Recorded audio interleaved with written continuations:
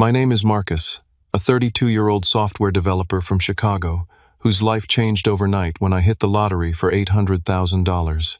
I thought winning would be the answer to all my prayers, but instead it revealed the true colors of the people I trusted most. What should have been the happiest moment of my life quickly turned into a family nightmare I never saw coming. Before I tell you how my parents tried to steal my lottery ticket, let me know where you are watching from and hit that subscribe button if you have ever had family try to take advantage of your success. Growing up in the suburbs of Chicago, I was raised in what appeared to be a typical middle-class family. My parents, Richard and Patricia Wilson, provided a comfortable life for me and my younger brother, Kevin. We had a nice house, took annual family vacations, and never wanted for the basics. But beneath the surface of our family portrait, there was always an unmistakable current of favoritism flowing in Kevin's direction. From our earliest days, Kevin was the golden child. When we were kids, he always got the newest video games while I had to save my allowance for months. During high school, my parents bought him a car for his 16th birthday, while I worked weekends at the local grocery store to afford a beaten-up Honda that frequently broke down. When college time came around, they covered Kevin's full tuition at a private university, while I cobbled together scholarships and loans to attend state school. I never complained much about these disparities, having accepted from an early age that this was simply how our family operated. Kevin grew into exactly what you might expect from someone who never faced consequences. By 30, he had cycled through 3 different careers, each ending when he grew bored or faced any significant challenge. He started a gourmet food truck business that failed within 6 months, tried his hand at real estate until he lost his license for ethical violations, and most recently attempted to launch a social media marketing agency despite having no experience in the field. Through each of these ventures, my parents provided financial bailouts, emotional support, and endless justifications for his failures. Meanwhile, I took a more conventional path. After graduating with a computer science degree, I worked my way up at a tech startup, putting in long hours and building a solid reputation. I was recently promoted to senior developer, which came with a decent salary increase. Still, between Chicago's high cost of living and my remaining student loans, I wasn't exactly flush with cash. For years, I had been carefully saving for a down payment on a condo, wanting to finally have a place of my own instead of sharing an apartment with roommates. Despite the obvious preferential treatment in our family, I maintained a civil relationship with my parents and brother. Sunday dinners at my parents' house were a monthly tradition, and while these gatherings often featured subtle reminders of their favoritism, I attended out of a sense of family obligation. My philosophy was simple. I couldn't change them, but I could control my reactions and maintain my independence. One habit I had developed over the years was buying a lottery ticket each Friday. It started in college as a way to indulge in a bit of harmless daydreaming during stressful exam periods. $5 a week was my only real splurge, my small investment in possibility. I never expected to win anything significant, viewing it more as entertainment than a financial strategy. That all changed on a rainy Friday in April. I almost skipped my usual stop at the corner mart as I was running late for a dinner with friends. Something made me pull in at the last minute. Perhaps a break in the downpour or just force of habit. Tom, the store owner who knew me as a regular, greeted me with his usual friendly nod. "The jackpot's up to $3 million this week," he mentioned, as I handed over my $5. "Maybe today's my lucky day," I replied with the casual optimism of someone who never actually expects to win. That evening, after dinner with friends, I returned to my apartment and absently flipped on the television while sorting through mail. The lottery drawing was just beginning, and I pulled out my ticket without much thought. As the numbers were called, I felt my heart rate accelerate. 1 match, then 2, then 3. By the 5th number, my hands were shaking so badly, I nearly dropped the ticket. I had matched all 6 numbers for a second-tier prize of $800,000. In a state of disbelief, I checked the numbers online, then checked them again and again. Each time confirmed what seemed impossible: I had won. My first call was to my best friend Michael, who had just left the dinner we shared hours earlier. "Dude, you need to get over here right now," I said, my voice barely containing the excitement. "What's wrong?" he asked, immediately concerned. "Nothing's wrong. Everything's right. I just won the lottery. $800,000. The silence on the other end lasted so long I thought we had been disconnected. "Michael, you there? You better not be messing with me," he finally said, "because I will drive over there just to punch you if this is a joke." Not a joke, I swear. I matched all 6 numbers. Second-tier prize. 20 minutes later, Michael was at my door, and the reality of my win began to sink in as we stared at the ticket together. $800,000. Not enough to never work again, but enough to completely change my financial situation. Enough to transform my careful, measured plans into immediate possibilities. "You know what this means, right?" Michael said, a broad grin spreading across his face. "You can finally tell your micromanaging boss to shove it." But as the initial shock wore off, my practical nature took over. I wasn't going to quit my job or buy a Ferrari. I had more sensible plans for this unexpected windfall. The morning after discovering my win, I sat at my kitchen table with a notepad, methodically planning how to use the money. After taxes, I would likely receive around $560,000. My first priority was paying off the remaining $45,000 in student loans, instantly freeing me from the monthly payments that had been a constant presence since graduation. Next came the down payment on a modest condo in Wicker Park, a neighborhood I had long admired but considered out of reach. I estimated this would cost around $100,000. The bulk of the money, about $300,000, would go into diversified investments. I had always been interested in financial planning, and this was an opportunity to build real wealth for the future. Another $50,000 would be set aside for starting my own small software development company, a dream I had nurtured for years.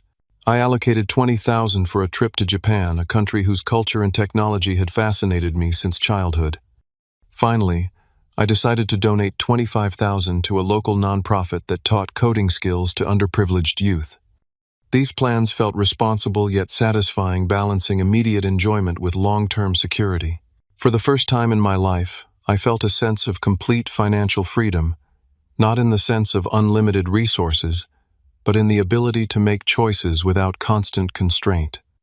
That Saturday night, I invited my closest friends for a celebration dinner at my apartment. I splurged on expensive steaks and good wine, feeling justified in this small extravagance. As we raised our glasses in a toast, the genuine happiness on my friends' faces warmed me.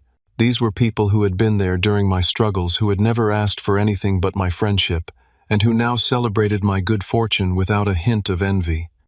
"To Marcus," Michael said, lifting his glass. "The luckiest guy I know, and the one who deserves it most."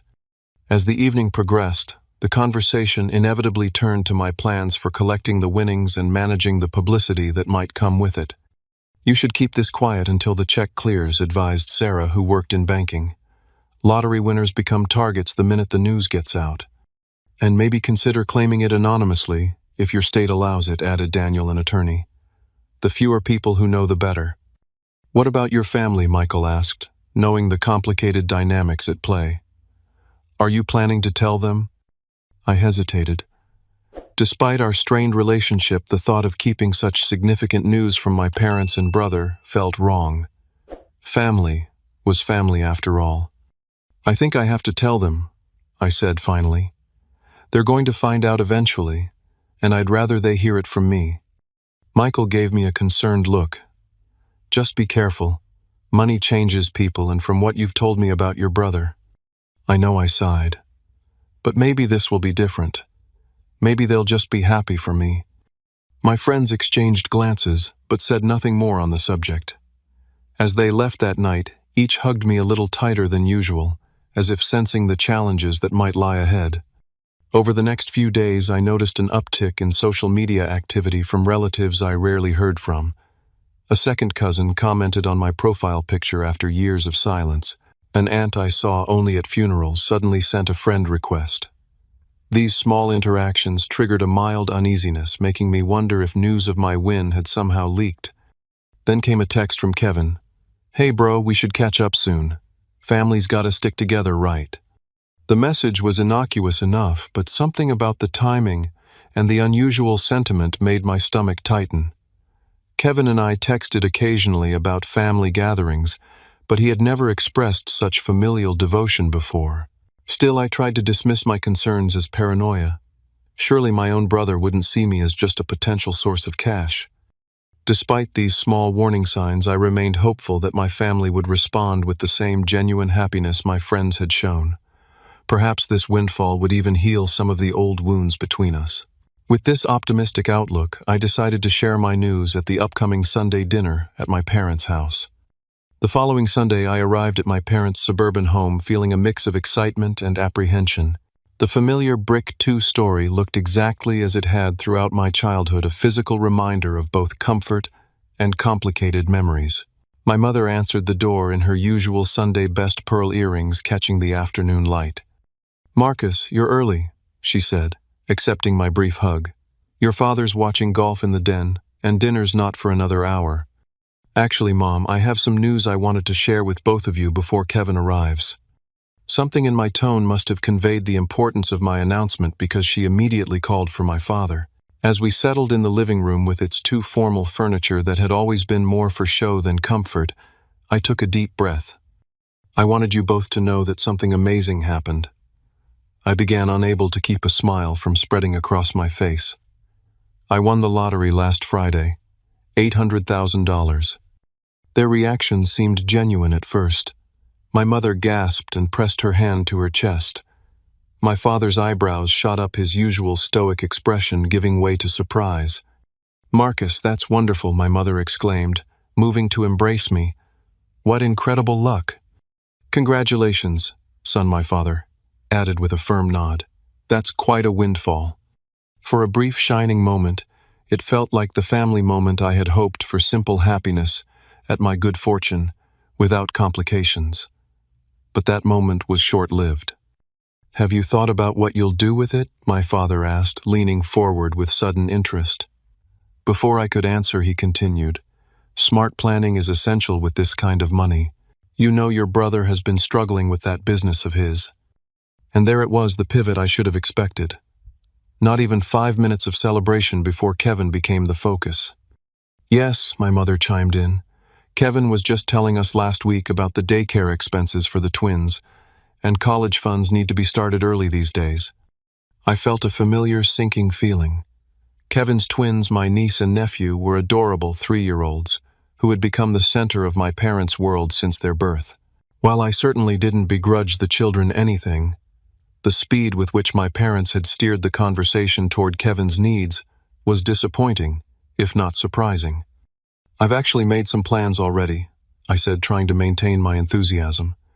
"Paying off my student loans, investing for the future, maybe buying a condo." "Oh, well, yes, that sounds sensible," my mother replied, her tone suggesting she found my plans rather boring.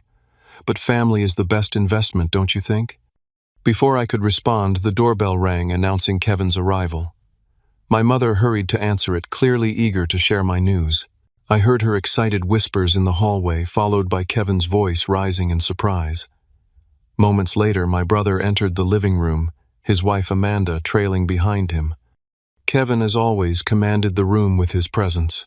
While we shared some physical similarities, his confident posture and easy smile had always made him seem more substantial somehow. "Marcus, the lucky man," he boomed, giving me a back-slapping hug that felt just slightly too enthusiastic. "Mom just told us the news. 800 grand, huh? That's life-changing." "Congratulations," Amanda added, her smile not quite reaching her eyes. "What amazing luck." As we moved to the dining room for dinner, the conversation remained focused on my lottery win, but in ways that made me increasingly uncomfortable. My parents kept using phrases like family wealth and shared blessings. Kevin repeatedly mentioned his financial challenges, explaining that his marketing agency was just one investor away from tremendous success. "You know," he said, "between bites of pot roast, with the right capital injection, we could expand to corporate clients. The potential return would be incredible." "That sounds like a great opportunity," my mother responded enthusiastically. "Doesn't it, Marcus?" I focused on my plate, unwilling to commit to anything. I'm still processing everything. The money isn't even in my account yet. "But you will be helping Kevin out, of course," my father stated rather than asked. "Family takes care of family." The assumption in his tone ignited a spark of anger I tried to suppress. I haven't made any decisions about that yet. I have my own financial goals to consider first. A heavy silence fell over the table.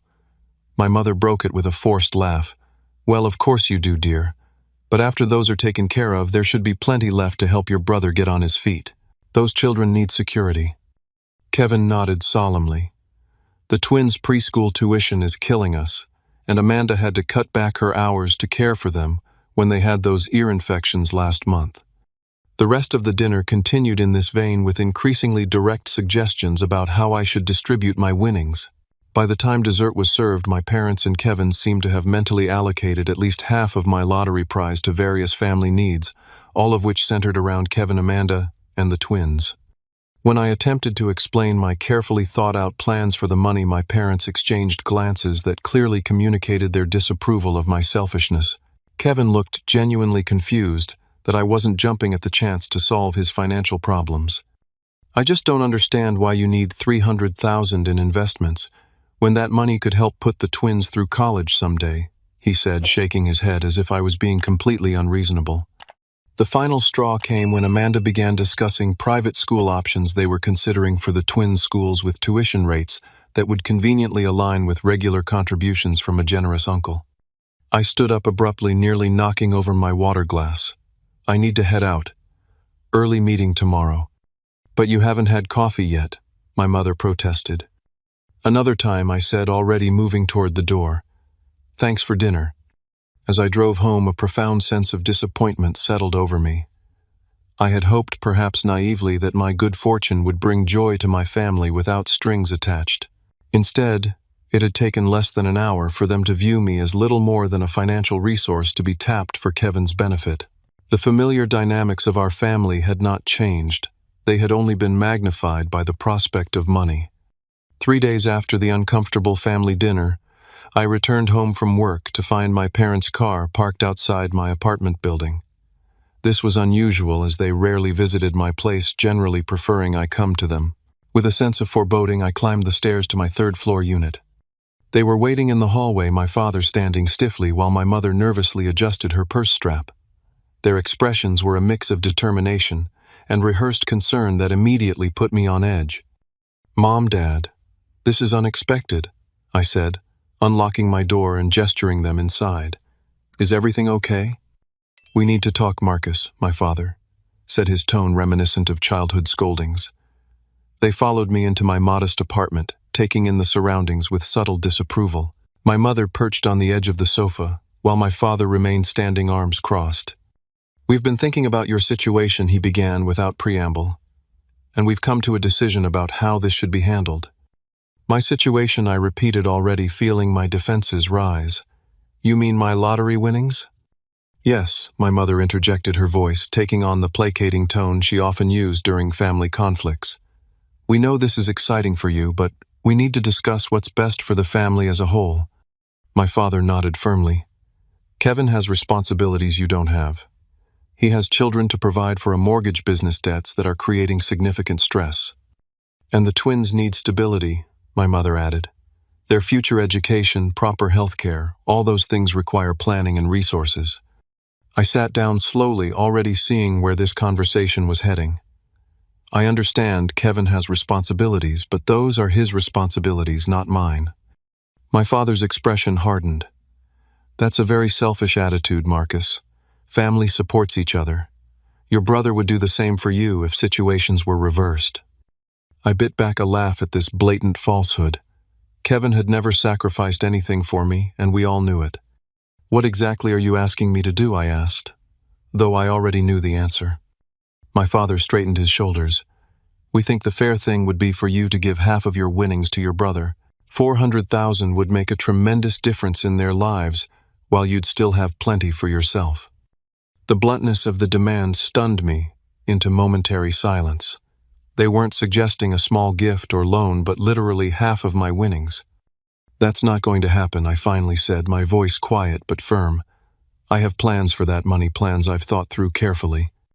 My mother's eyes filled with tears, her go-to tactic when things weren't going her way. "I can't believe how selfish you've become. Kevin has children to think about. What about your niece and nephew? Don't you care about their future?" Of course I care about them, I responded, feeling the familiar guilt trip taking effect despite my resolution. But that doesn't mean I'm responsible for financially supporting them. Kevin and Amanda are their parents. Kevin has always had more challenges than you, my father argued, his voice rising.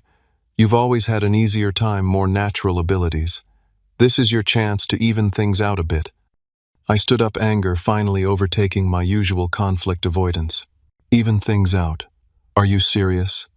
You've been evening things out in Kevin's favor my entire life. When has he ever had to face consequences for his choices? When has he ever had to work for anything without you bailing him out? My mother gasped at my outburst. That's not true. We've always treated you both equally. The blatant denial of reality pushed me further. That's complete nonsense, and you know it. Kevin got a car for his birthday. I worked weekends for mine. You paid his full college tuition. I'm still paying off loans. He's failed at 3 businesses that you've funded. When does it end? My father's face reddened. We've heard enough of this ingratitude. Here's how it's going to be. Either you agree to share this windfall with your brother, or you can consider yourself no longer part of this family. The ultimatum hung in the air between us. I stared at my parents, these people who had raised me but had always placed me second, and felt something inside me finally break free. I need time to think, I managed to say, not yet ready for the full rupture their ultimatum threatened. You have until Friday, my father declared. Then we expect you at our house with your decision, the right decision. After they left, I spent a sleepless night pacing my apartment, wrestling with conflicting emotions.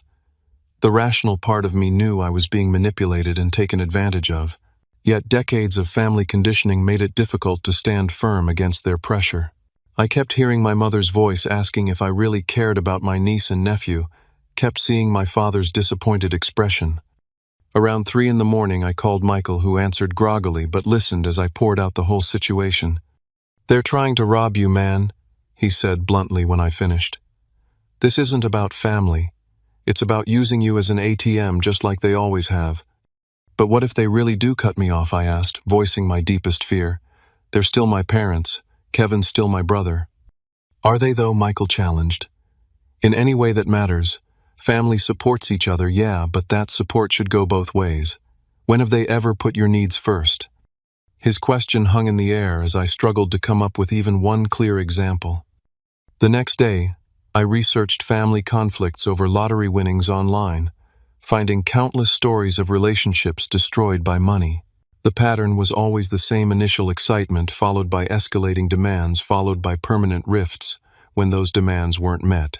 The advice from lawyers and financial advisors was unanimous: set clear boundaries early and maintain them firmly. By Friday morning, I had made my decision. I would not be giving half my winnings to Kevin.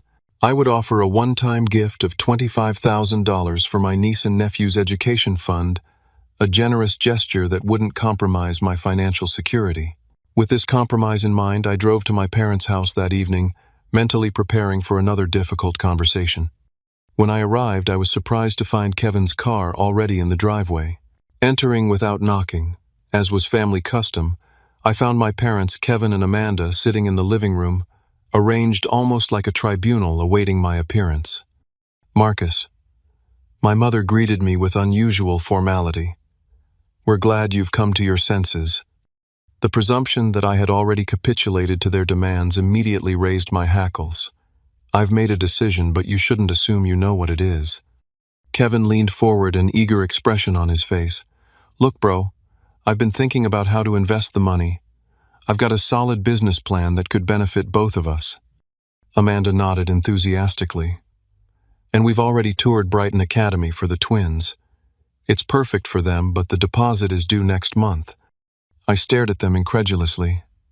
They had already been spending my money in their minds, dividing up my winnings before I'd even agreed to share anything. I'm not giving you half the money, I stated flatly, looking directly at my brother. That was never going to happen. The room went deadly silent. My father's face darkened while my mother's hand flew to her mouth in shock. I've decided to set up education funds for the twins, I continued. $25,000 each to be used only for their schooling when they're older. Instead of seeing this as the generous compromise it was, my family reacted with outrage. 25,000, Kevin scoffed. That's nothing. That won't even cover 2 years of private elementary school. This isn't just about the kids, my father interjected angrily. Your brother needs capital for his business. He has a mortgage bills piling up. Maybe he should have thought about that before starting a third failed business. I replied, my patience finally exhausted. I'm not responsible for bailing Kevin out of his financial decisions. Amanda stood up, her face flushed with anger. So you're just going to hoard all that money for yourself while your own family struggles, while your niece and nephew go without opportunities? They're 3 years old, I pointed out. And they're hardly going without. They have 2 parents who should be providing for them, not expecting handouts from relatives. My mother began to sob dramatically. I don't even recognize who you've become. So cold, so selfish. This is our final word on the matter, my father declared, standing to his full height. You will give half your winnings to your brother, or you are no longer welcome in this family. No more Sunday dinners, no holidays, no relationship with your niece and nephew. Is that what you want? I looked around at these people who claimed to love me but were willing to discard me the moment I refused to fund their desires. In that moment, something shifted inside me, a recognition that perhaps losing this conditional form of family might not be the tragedy they assumed it would be. If that's your ultimatum, then I guess this is goodbye, I said quietly, turning toward the door. You'll give half to your brother, or get out of this house, my father shouted after me, his voice shaking with rage. I paused at the doorway, looking back one last time. I'll be by tomorrow to collect the spare house key I left with you. After that, don't contact me again. As I walked to my car, I heard Kevin's voice behind me calling my name, but I didn't turn around.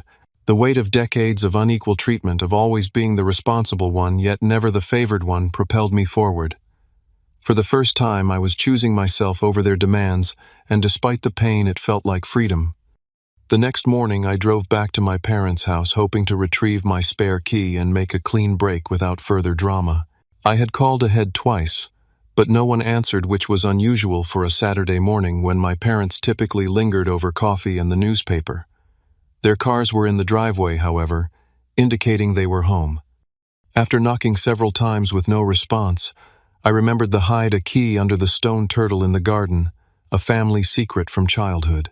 Part of me felt uneasy about entering uninvited after yesterday's confrontation, but I also wanted to resolve this situation quickly and move forward with my life. The house was eerily quiet as I stepped inside, but I could hear muffled voices coming from my father's study at the back of the house. Moving quietly through the familiar hallway, I approached the partially open door, intending to announce my presence. Before I could speak, however, I caught a glimpse of activity that froze me in place. My parents and Kevin were huddled around my father's desk, heads bent together in concentration. Spread out before them was what appeared to be my lottery ticket, the very one I had shown them earlier in the week as proof of my win. My father was holding a pen, practicing a signature on a separate piece of paper. With a shock, I realized he was attempting to duplicate my signature. It has to be perfect, my mother was saying in a hushed tone. The lottery commission will check it carefully. I've almost got it, my father muttered, making another attempt. Marcus has that little curl at the end of the S. That's tricky. Kevin picked up the ticket, examining it closely. Once we have the signature right, we just need to turn this in before he does. They said winners have 60 days to claim right. And we have all his information from the tax forms he filled out when he worked for us that summer, my mother added. Social security number, birth date, everything they might ask for. What about ID? Kevin asked.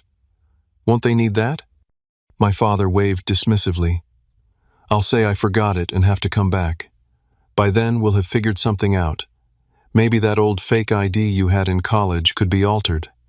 I stood there, blood pounding in my ears as the full magnitude of their betrayal became clear. They weren't just trying to pressure me into sharing my winnings. They were actively plotting to steal them entirely.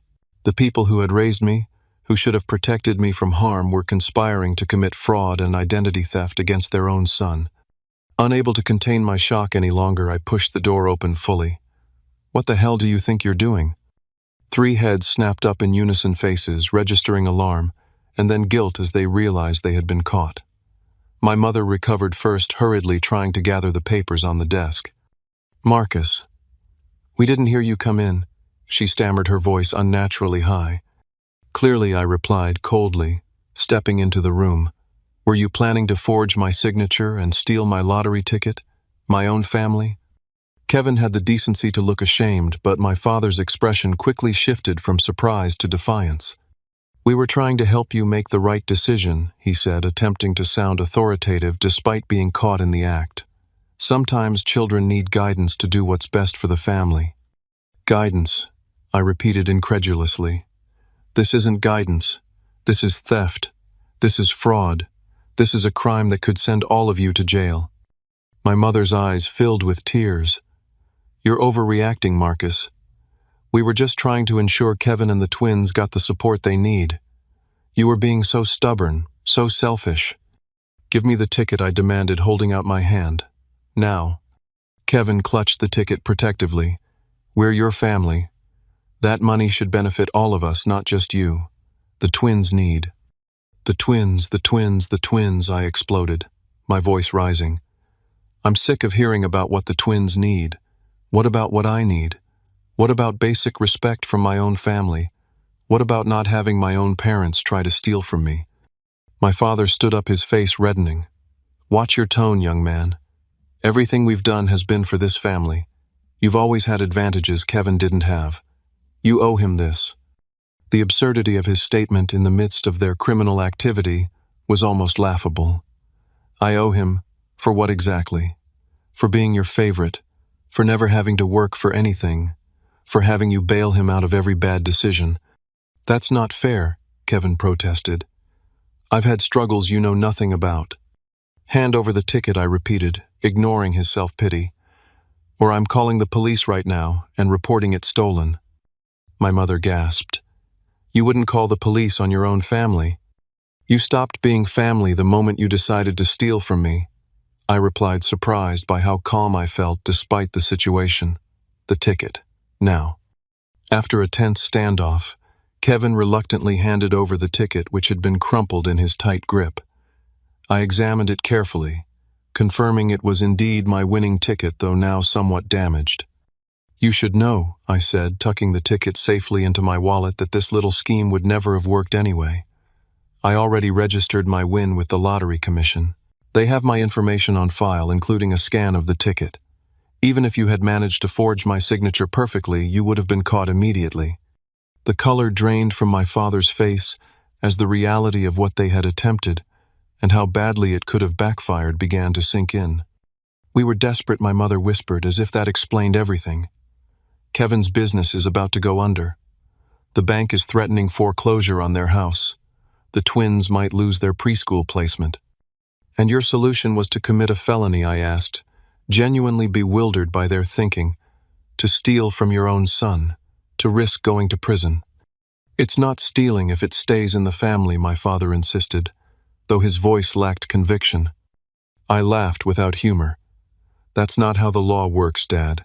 And it's not how family is supposed to work either." Kevin, seeming to realize the gravity of what they had nearly done, attempted a different approach. "Look, Marcus, we made a mistake. We panicked. But we're still family. We can work this out." "There's nothing to work out," I replied, heading toward the door. "You were willing to steal everything from me. Not ask for help, not negotiate, but take everything. We're done." My mother rushed after me, grabbing my arm. "Please, Marcus. The twins are innocent in all this. Don't punish them for our mistake." Her attempt to use the children as emotional leverage one more time was the final straw. Those children have 2 parents and 2 grandparents who were just willing to commit fraud for money. Maybe focus on being better role models instead of trying to manipulate me through them. As I walked out of the house for what I knew would be the last time, my father called after me, his voice a mixture of anger and desperation. "You'll regret this. Marcus' family is all that matters in the end." I turned back briefly. "No, what matters is respect, honesty, and genuine care, none of which you've shown me today or for most of my life. Goodbye." In my car, hands shaking slightly from the confrontation, I examined the crumpled lottery ticket more carefully. Despite the damage, all the essential information remained legible. Still, I would need to be extra careful with it until I could officially claim my prize. The irony wasn't lost on me that in trying to steal my windfall, my family had nearly destroyed the physical evidence of it. As I drove away from the house, I grew up in a strange sense of calm, replaced the anger and shock. The worst had happened, the relationship had fractured beyond repair, and yet I felt lighter somehow. The constant need to seek approval from people who would never truly put my interests first had been a weight I hadn't fully recognized until it was lifted. Monday morning found me sitting in the office of Diana Chen, a lawyer specializing in lottery winners and sudden wealth management. Her downtown office projected exactly the kind of competence and discretion I needed after the weekend's events.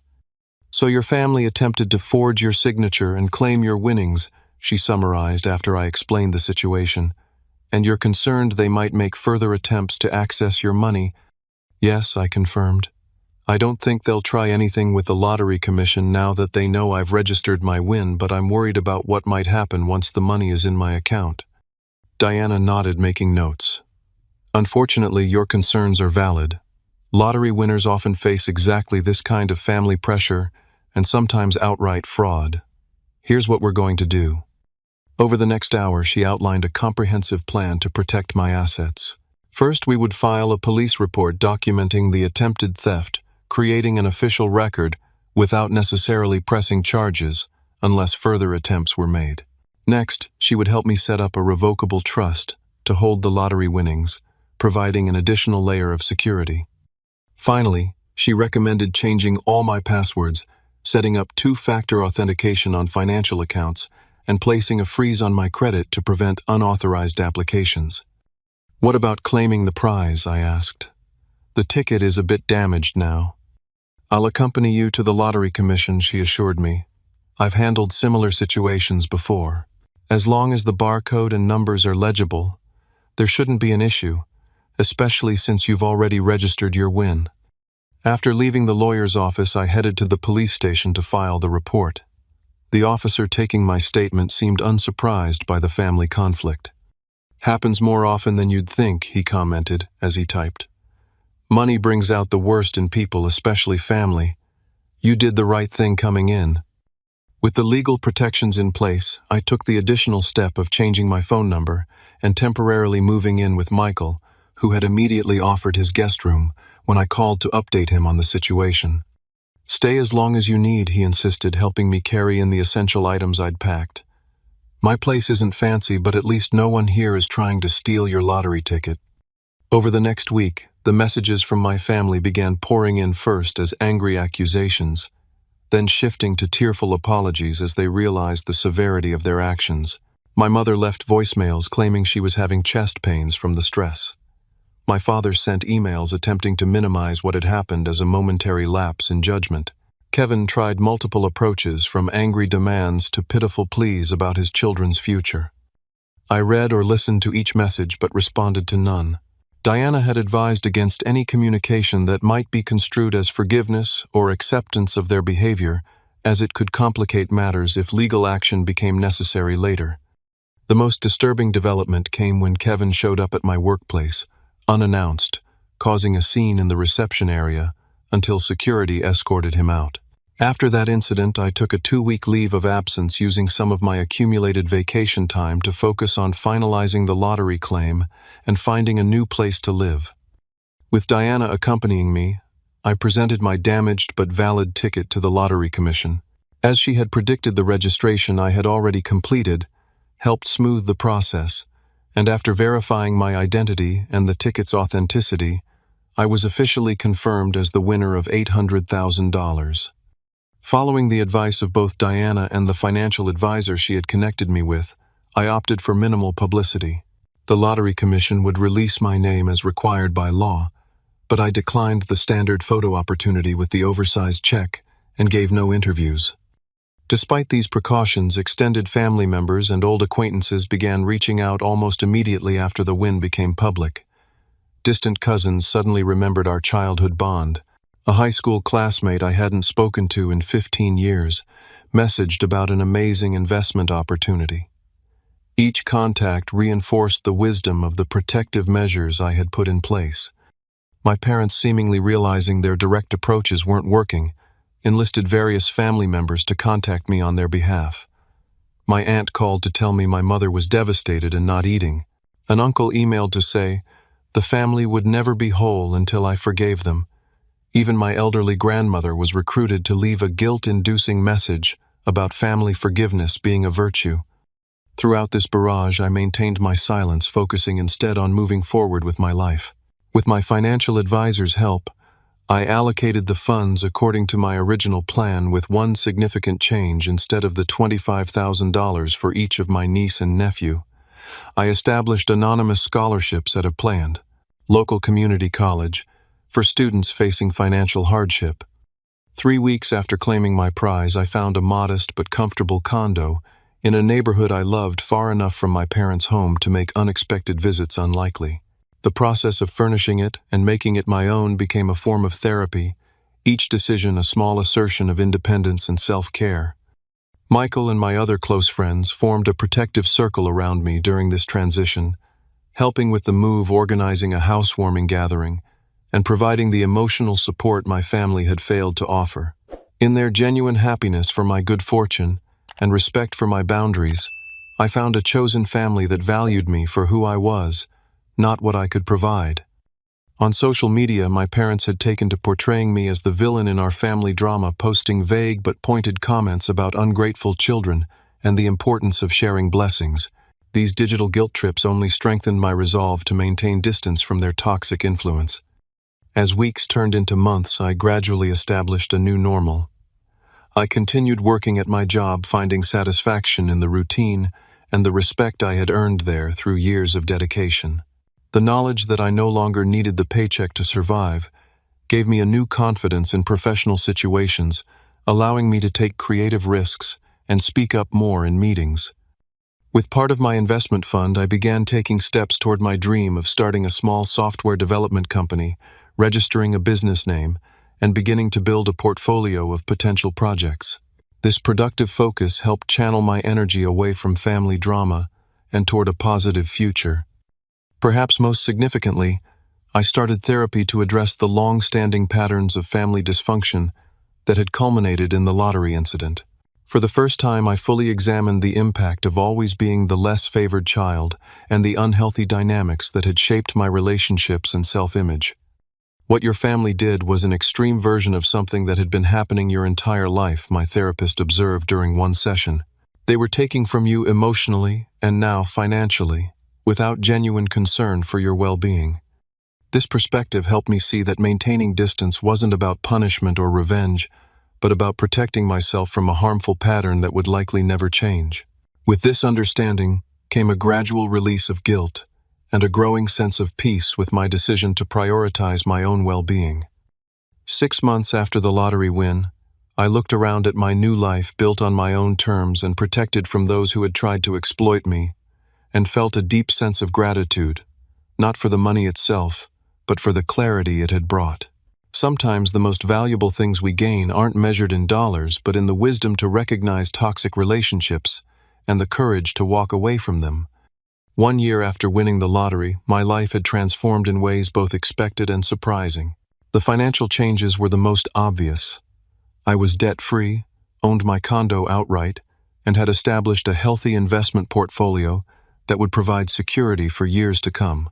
My small software company had landed its first 2 clients and was beginning to build a reputation for innovative solutions in healthcare data management.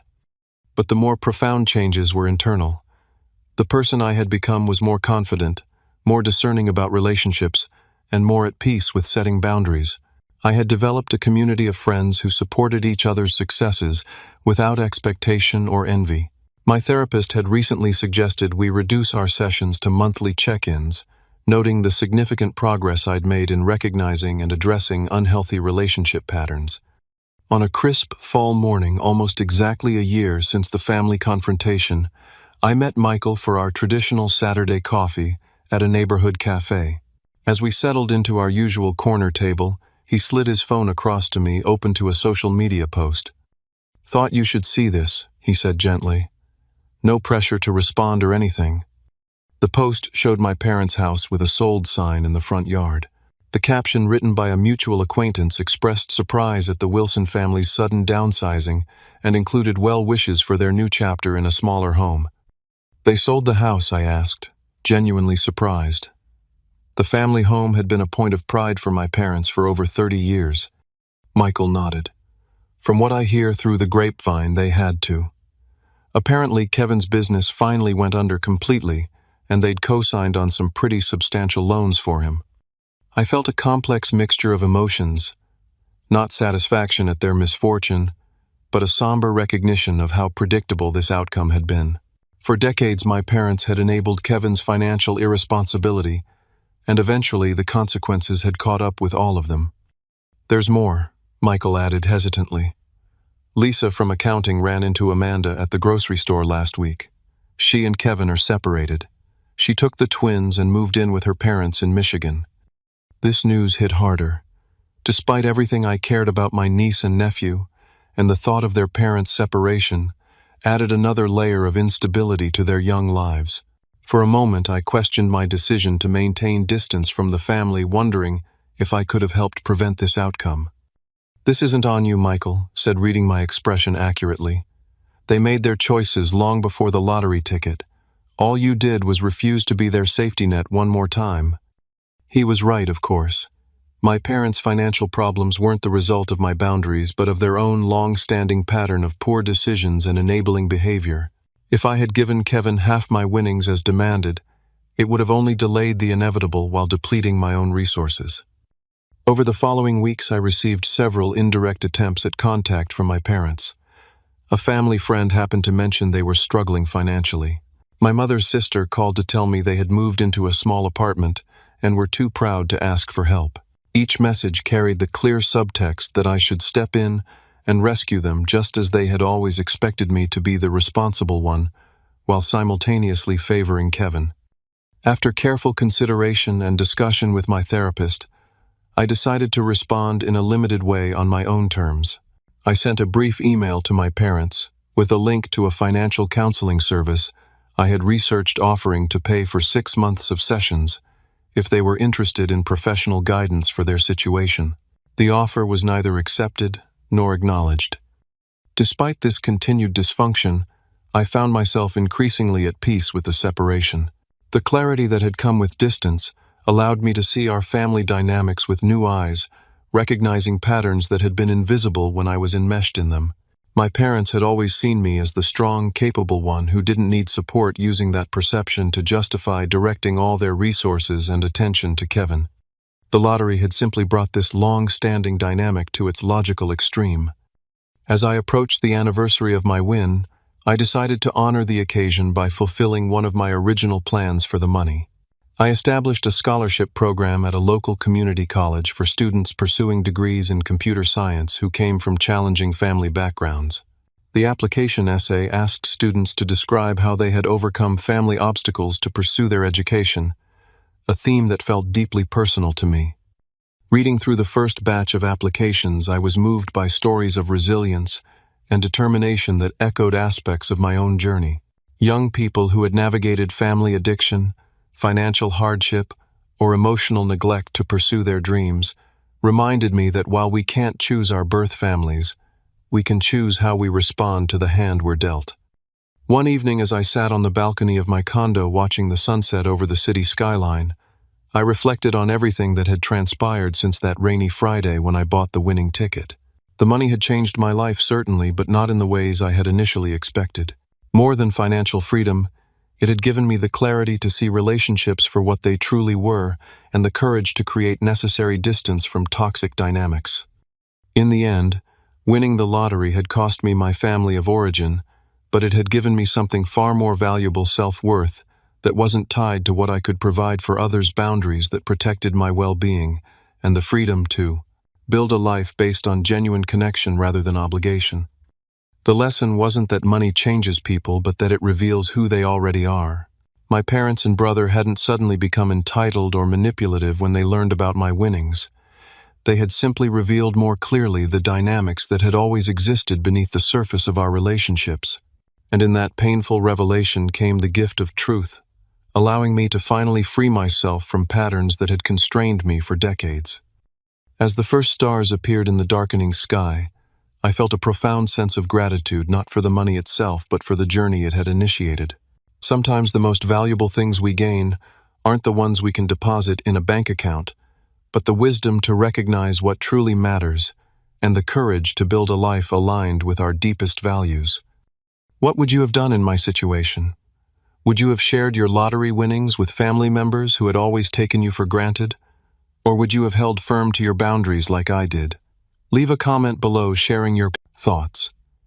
And if you enjoyed this story about standing up for yourself, hit that like button and subscribe for more stories about finding strength in difficult family situations. Thank you for listening. And remember that sometimes the biggest win isn't the lottery ticket but discovering your own worth.